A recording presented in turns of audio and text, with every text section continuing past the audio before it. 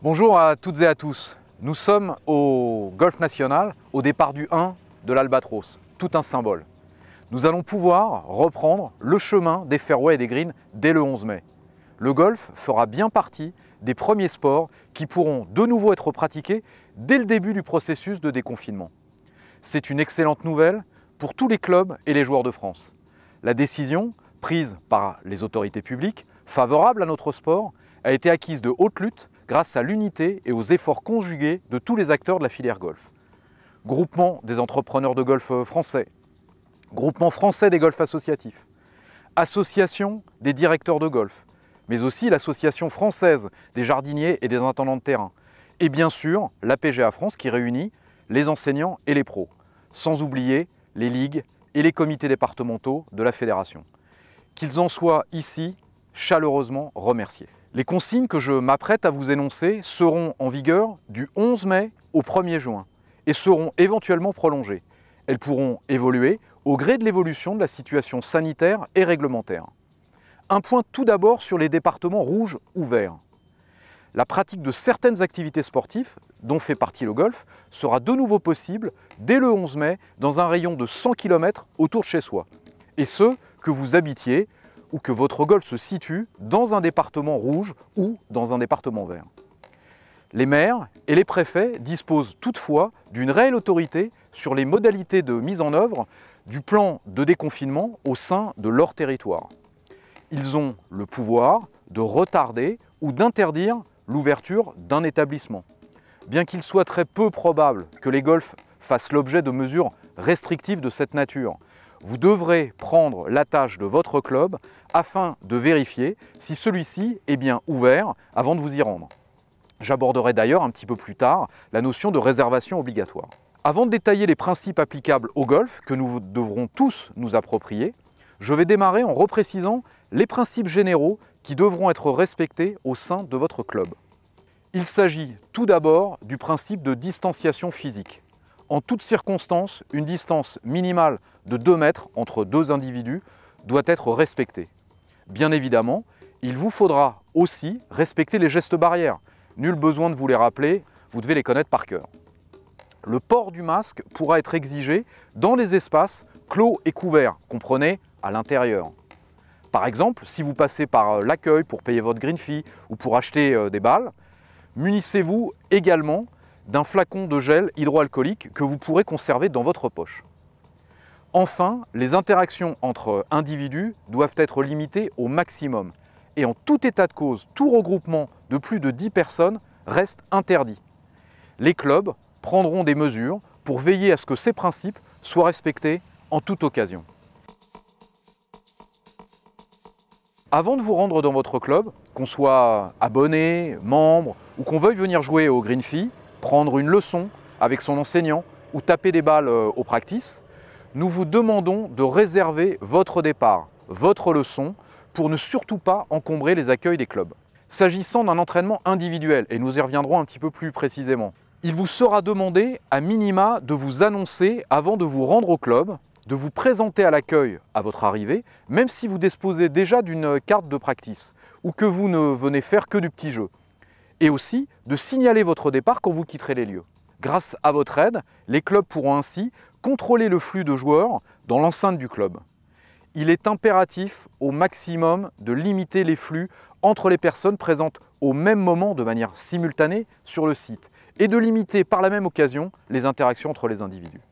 Les vestiaires, salons, bars, restaurants, avec leurs terrasses, resteront fermés. L'accueil, le Pro Shop, le local KD Master pourront être ouverts à condition de respecter scrupuleusement les règles sanitaires. Un dispositif spécifique, propre à chaque club, sera mis en place pour que les joueurs puissent récupérer leur matériel, mais dans la majorité des cas, les clubs demanderont aux joueurs de repartir avec leur matériel. Nous recommandons que les joueurs n'arrivent pas plus de 30 minutes avant leur départ, leur cours ou leur session d'entraînement individuel pour les mêmes raisons. Au sein de votre club, vous aurez donc accès à 3 modes de pratique. Le jeu sur le parcours, bien sûr, la possibilité de prendre un cours, et enfin l'entraînement individuel sur le practice ou les zones de petits jeux. Commençons par le parcours. Vous aurez donc effectué une réservation et rejoindrez le club pas plus de 30 minutes avant l'heure de votre départ. Dès votre arrivée sur le parking, il faut respecter les règles de distanciation sociale et tout regroupement de plus de 10 personnes reste strictement interdit, même sur le parking. Des affichettes rappelant les consignes à respecter seront disposées à différents endroits dans le club. Vous pourrez donc récupérer votre matériel. Les vestiaires du club devant rester fermés, nous vous demandons de vous munir d'une paire de chaussures. Tous les joueurs disposent en général de plusieurs paires de chaussures. Le cas échéant, renseignez-vous auprès de votre club afin de savoir dans quelles conditions vous pourriez récupérer vos chaussures au vestiaire. Mais surtout, évitons de surcharger le travail des équipes autant que nous le pouvons. Les personnels de nos clubs auront beaucoup à faire pour garantir des conditions sanitaires optimales dans tous les lieux de passage. Vous pourrez, dans les clubs qui sont en capacité de le proposer, commander de quoi boire et manger grâce à un dispositif de vente à emporter. Vous pourrez également vous échauffer avant de vous rendre à votre départ. Bien évidemment, quand on joue sur le parcours, on pense naturellement que l'espace sur lequel on pratique notre sport est très vaste pour éviter tout contact physique entre les joueurs. Pour autant, que ce soit avant ou après la partie, au départ d'un trou ou sur le green, nos habitudes de jeu, nos habitudes sociales peuvent constituer autant de brèches dans le respect des principes sanitaires que j'énonçais tout à l'heure. Voici les mesures que nous vous demandons de respecter sur le parcours. Sur le tee de départ et sur le green, veillez à bien respecter une distance suffisante les uns avec les autres, les fameux 2 mètres de distance. Au départ, vous aurez bien la possibilité de jouer jusqu'à 4 joueurs. Les clubs, en fonction de la configuration de leurs installations ou de l'intensité de la demande, pourront toutefois limiter le nombre de joueurs par partie ou privilégier des parties sur 9 trous. Certains clubs préféreront aussi avoir recours à des départs au 1 et au 10. Les clubs conservent cette souplesse d'organisation à condition de garantir 3 principes cardinaux. Garantir le respect des gestes barrières, respecter la distanciation physique en toutes circonstances, interdire tout rassemblement de joueurs. Sur le green, nous demandons aux joueurs de conserver le drapeau dans le trou afin d'éviter de le manipuler et de s'exposer ainsi à un risque de contamination. L'immense majorité des clubs se seront dotés dès le 11 mai de dispositifs permettant de récupérer la balle dans le trou sans avoir à toucher le drapeau ou le bogey. Il peut s'agir d'une coupelle, d'un bogey en mousse, d'une ventouse à fixer sur l'extrémité d'un putter ou encore d'un cup lifter. Les golfeurs et les équipementiers savent se montrer très ingénieux. Dans le cas où votre club, pour des raisons logistiques, notamment de transport, d'acheminement de ce matériel, n'aurait pas été en mesure d'équiper son parcours, nous recommandons simplement 2 choses. La première consiste, et notamment dans le cas de partie amicale, à donner le putt suivant quand la balle s'immobilise à moins de 60 cm du trou. C'est pratiqué de manière assez commune. Et si vous réalisez un excellent putt, on vous le souhaite, qui termine sa course dans le trou, vous pourrez relever la balle à 2 doigts afin de ne veiller à ne toucher ni le drapeau ni le bogey. Dans ce cas, nous vous demandons aussi d'utiliser du gel hydroalcoolique pour nettoyer les zones que vous auriez pu toucher, ainsi que vos mains, avant de vous diriger vers le départ du trou suivant. Sur le parcours d'une manière générale, les râteaux seront retirés des bunkers. Il est toutefois demandé aux joueurs de ratisser, même grossièrement, avec leurs pieds ou avec leur club, afin d'effacer les traces les plus profondes.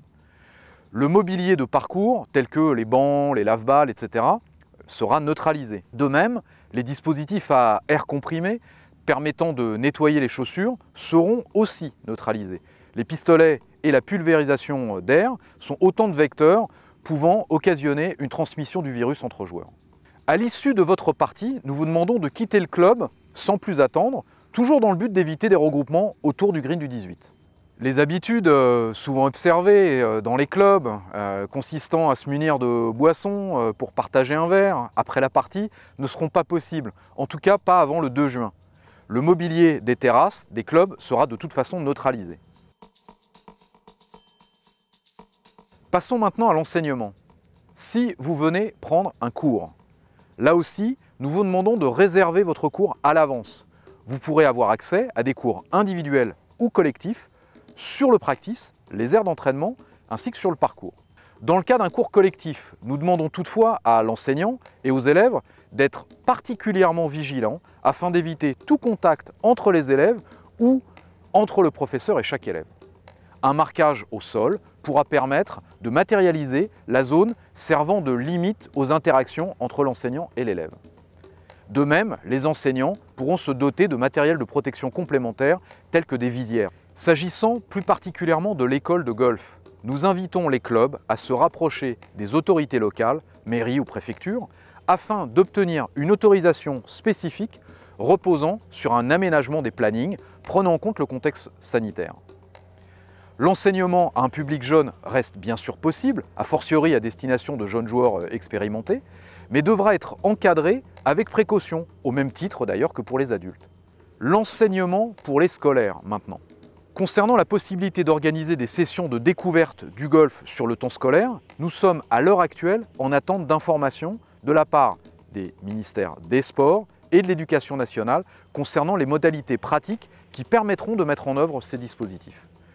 Nous communiquerons sur les médias fédéraux dès que nous aurons plus d'informations. Concernant maintenant l'entraînement individuel, je reviens à ce que j'évoquais plus tôt.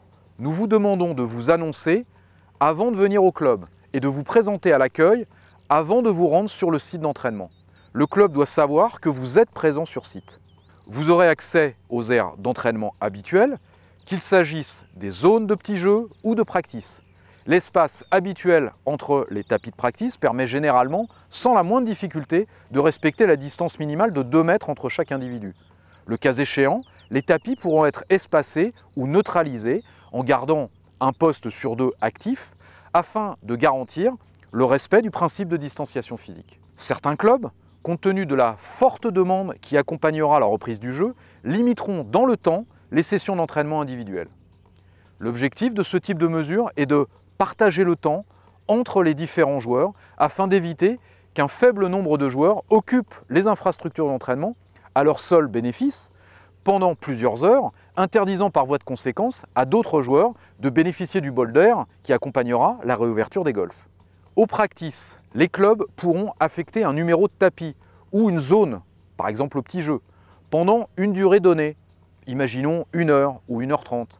Dans tous les cas de figure, il est demandé aux joueurs de ne pas rester au club à l'issue de leur partie, de leur cours ou de leur séance d'entraînement, afin de maintenir un effectif sur site, en simultané, le plus faible possible. Des documents d'information seront transmis à tous vos clubs et affichés sur les différents lieux de passage. De même, des fiches métiers seront transmises aux directeurs de vos clubs concernant les différentes catégories de personnel. D'une manière générale, chaque golf, en fonction de sa configuration, de son nombre de trous, de la taille de son practice ou de ses aires d'entraînement, restera libre et responsable d'organiser la pratique comme il le souhaite. Le seul impératif fondamental qui s'impose à tous les clubs est de respecter impérativement les principes sanitaires. Le respect de ces principes dépend évidemment de l'esprit de responsabilité et du bon sens des joueurs, tout autant que des clubs. Avant de conclure, nous souhaitons remercier chaleureusement les clubs et leurs équipes qui, pendant votre absence, ont continué de bichonner leur parcours et de préparer cette réouverture. Un grand merci à eux. Il ne me reste plus qu'à vous souhaiter bon golf dans l'un des 732 équipements affiliés à la Fédération française de golf.